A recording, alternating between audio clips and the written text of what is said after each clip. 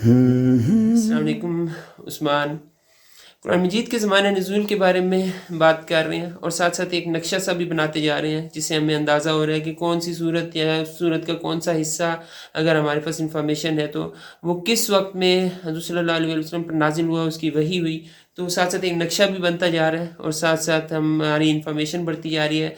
एक किस्म की हम लोग सीरत नबी सल्लल्लाहु अलैहि वसल्लम की तारीख़ को भी थोड़ा बहुत स्टडी कर रहे हैं कि किस वक्त में हज़रत सल्लल्लाहु अलैहि वसल्लम पर कौन सा कुरान मजीद का हिस्सा नाजिल हुआ। सूरह तौबा तक हम लोगों ने पढ़ लिया था।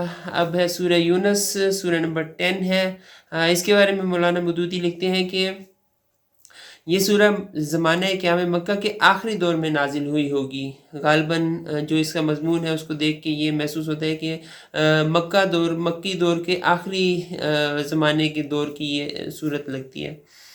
फिर इसके बाद है सूरह हूद, सूरह नंबर 11 है और इसके बारे में भी मौलाना मदूदी लिखते हैं कि इसका मज़मून भी कुछ वैसा ही है। तो ये ऐसा लगता है कि जैसे ये सूरह यूनुस के साथ साथ कहीं पर नाजिल हुई होगी। फिर इसके बाद है सूरह यूसुफ, सूरह नंबर 12 है और इसके बारे में भी मौलाना मदूदी लिखते हैं कि ये भी ज़माने क़याम मक्का के आखिरी दौर में ग़ालिबन नाजिल हुई होगी। उसी वक्त में ग़ालिबन ये नाजिल हुई है ज़माने क़याम मक्का के आखिरी दौर में। उसके बाद है सूरह अर्राद, सूरह नंबर 13 और इसके बारे में मौलाना मदूदी लिखते हैं कि ये सूरत भी उसी दौर की मालूम होती है, उसी दौर में ग़ालिबन नाजिल हुई जिसमें सूरह यूनुस, सूरह हूद और सूरह अल आराफ नाजिल हुई हैं।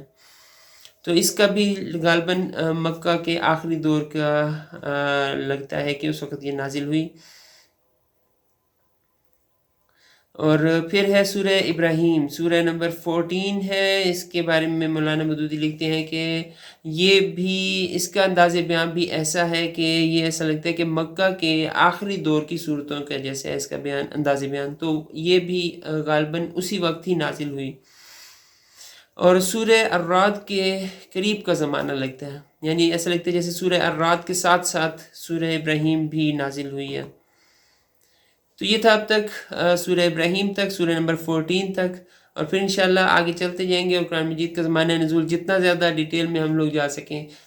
ज़माना नज़ूल जो हेडिंग है मौलाना मदूदी की तफ़हीमुल कुरान में उसको देखते हुए तो जितना ज़्यादा डिटेल में हम जा सकें इंशाल्लाह जाएंगे और स्टडी करेंगे ज़माना नज़ूल को कुरान मजीद की।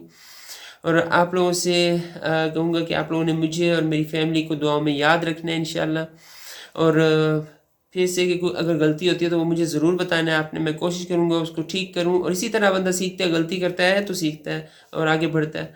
तो और मुझे किसी अच्छे स्कॉलर्स के बारे में आप लोगों ने ज़रूर बताना है ताकि मैं अगर कोई बात हो तो उनसे पूछ सकूँ और इस तरह हम ज़्यादा से ज़्यादा बेहतर इल्म हासिल कर सकें, बेहतरी की तरफ जा सकें। जज़ाकल्लाहु खैर।